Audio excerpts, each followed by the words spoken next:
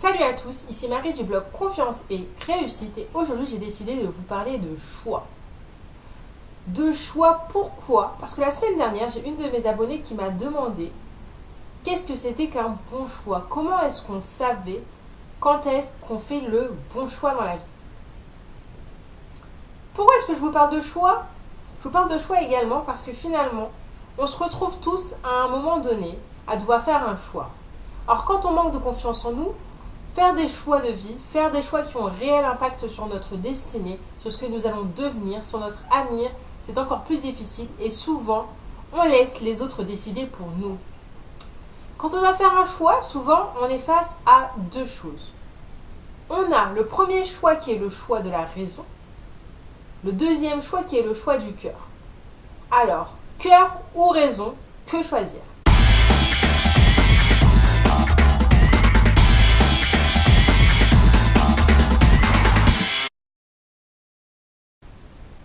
C'est parti.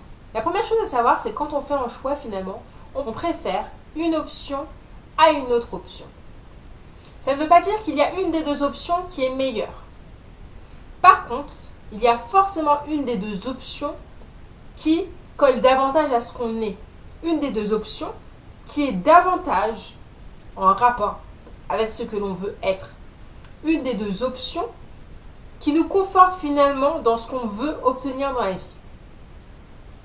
Mais comment choisir? Doit-on choisir avec le cœur? Doit-on choisir avec la raison? La première chose que je dois vous dire, c'est que on ne choisit pas tous de la même manière. Il y a des personnes qui vont tout au long de leur vie choisir avec leur cœur.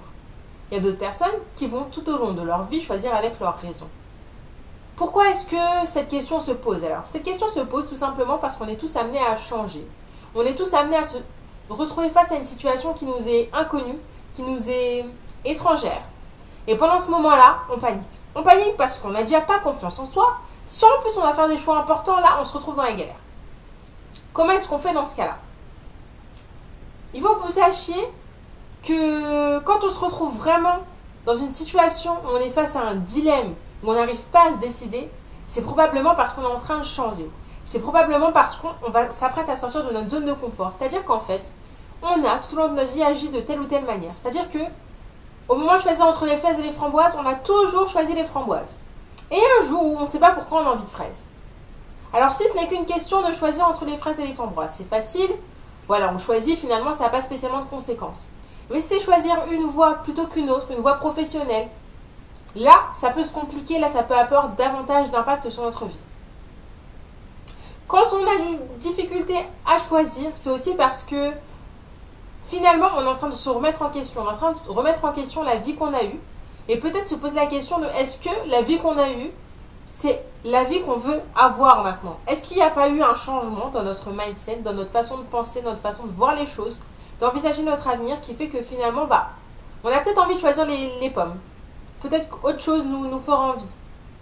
Alors comment faire? Choisir le cœur ou la raison? Pour moi, il n'y a pas de mauvais choix.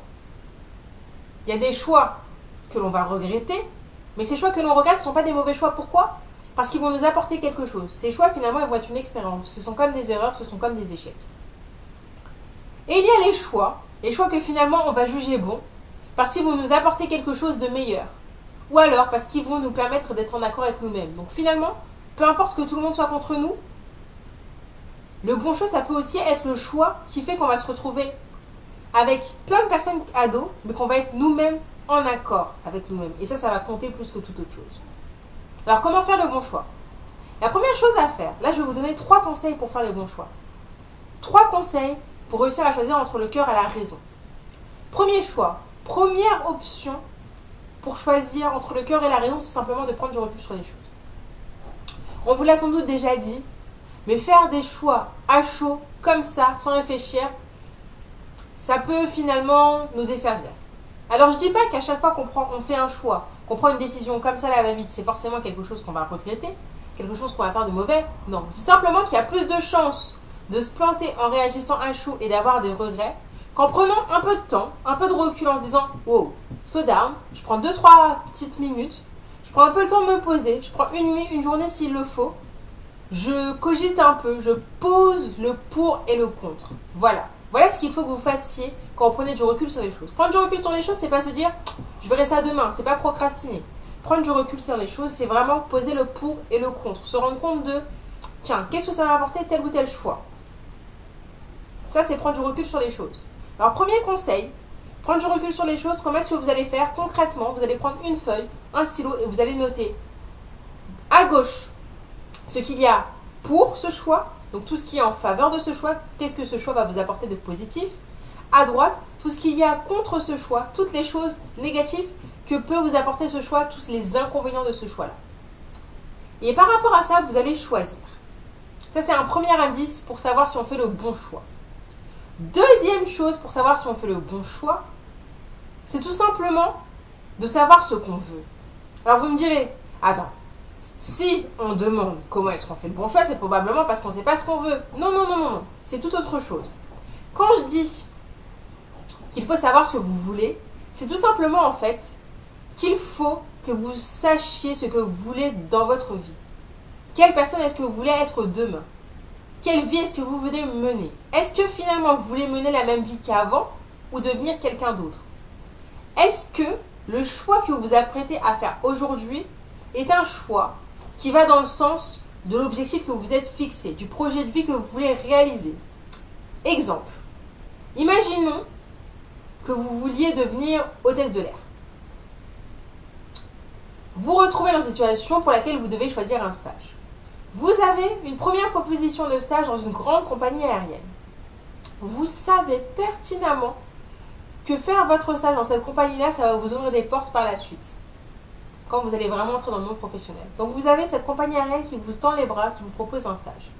De l'autre côté, vous avez un stage sur un plateau télévisé et vous savez que pendant la durée de votre stage, il va y avoir un tournage avec, je ne sais pas, Tom Cruise. Tom Cruise que vous adorez, que vous admirez, dont vous êtes fan. Alors, quel est le bon choix? De l'autre côté, vous avez le choix de la raison. Le choix de la raison, c'est celui de faire votre stage dans la compagnie aérienne. Pourquoi? Parce que finalement, c'est ce que vous voulez. Vous voulez être hôtesse de l'air, donc c'est ce qui est le plus logique. Donc, le choix de la raison, le choix avec la tête. Mais de l'autre côté, vous adorez Tom Cruise. Attendez 2 secondes, est-ce que ça vaut le coup ou pas de rater Tom Cruise? Donc, le choix qu'il va falloir faire dans ce cas-là, c'est pas vraiment choisir avec le cœur, pas vraiment choisir avec la raison, mais tout simplement ne pas oublier ce que vous voulez vraiment. Qu'est-ce qui compte vraiment? Est-ce que vous êtes prêt à passer à côté d'une occasion qui vous permettrait d'aller un peu plus loin, de faire un pas de plus vers la réalisation de votre projet de vie, vers la réalisation de votre rêve? Ça, c'est la question que vous devez réellement vous poser. La question, c'est pas vraiment est-ce que je choisis le stage à la compagnie aérienne ou alors est-ce que je choisis de voir Tom Cruise pendant 2 minutes? Non, la question c'est est-ce que je suis prêt à sacrifier un projet de vie, même si c'est l'espace de quelques mois, pour quelque chose qui va juste me faire plaisir? Est-ce que vous êtes prêt à ça? Là, vous allez vous rendre compte de si vous êtes en train ou non de faire le bon choix. Si finalement vous vous dites ah bah non, bah choisis le stage pour pouvoir assister au tournage parce que je sais que je regretterai jamais. Si vous êtes sûr de ne pas avoir de regrets, choisissez ça. Sinon, faites le choix de la raison. Troisième façon de savoir si vous êtes en train de faire le bon choix, c'est tout simplement de vous écouter. Comme je vous disais, si vous avez vraiment du mal à choisir, c'est peut-être parce que vous êtes en train de prendre un risque. C'est peut-être parce que là, vous vous apprêtez vraiment à sortir de votre zone de confort. Et c'est pas forcément quelque chose de négatif. C'est comme ça qu'on avance, c'est en prenant des risques. Alors je ne vous dis pas, faites n'importe quel choix du moment que c'est quelque chose de différent. Donc je vous dis simplement de vous rendre compte du fait qu'il faut que vous vous écoutiez. Et que ces questions que vous vous posez, vous ne vous les posez pas pour rien.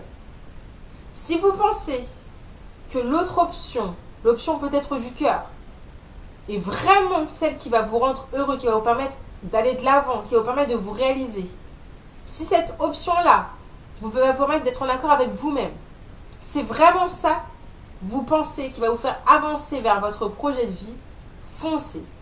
Et foncez comment? Foncez sans vous soucier du regard des autres. Foncez sans vous soucier de la vie des autres. Pourquoi? Parce qu'il y a une chose qui est horrible dans la vie, c'est quand on laisse les autres décider pour soi, en faisant un choix raisonnable, et de se rendre compte, au bout de quelques années, au bout de quelques temps, qu'on est passé à côté de notre vie. Qu'on est passé à côté de ce qu'on voulait vraiment dans la vie. Qu'on est passé à côté de notre rêve. Alors faites vos choix. Faites vos choix en prenant du recul. Première chose. Faites vos choix en sachant ce que vous voulez vraiment de votre vie, ce que vous voulez obtenir. Troisièmement, faites vos choix par rapport à vous. Vous pouvez demander à gauche, à droite, à votre famille un avis, mais cet avis-là ne doit pas déterminer votre choix. C'est simplement, voilà, quelque chose dont vous devez prendre connaissance, mais ce n'est pas ça qui doit déterminer votre choix. Ce qui doit déterminer votre choix, c'est vous-même. Que ce soit votre cœur, que ce soit votre raison, vous devez être en accord avec vous-même. Vous devez savoir où est-ce que vous allez. Alors, pour terminer, je dirais que le bon choix, c'est tout simplement celui qui nous correspond. Celui par lequel on pense qu'on va vraiment apprendre des choses, qu'on va vraiment évoluer dans la vie. Le bon choix, c'est celui pour lequel on pense qu'on n'aura pas de regrets. Parfois, on peut se diriger vers un choix, prendre un risque, complètement se rétamer, faire une grosse bêtise, rater, mais ne pas avoir de regrets tout simplement parce qu'on a essayé. Qu'est-ce que vous préférez? Avoir des regrets ou avoir des remords?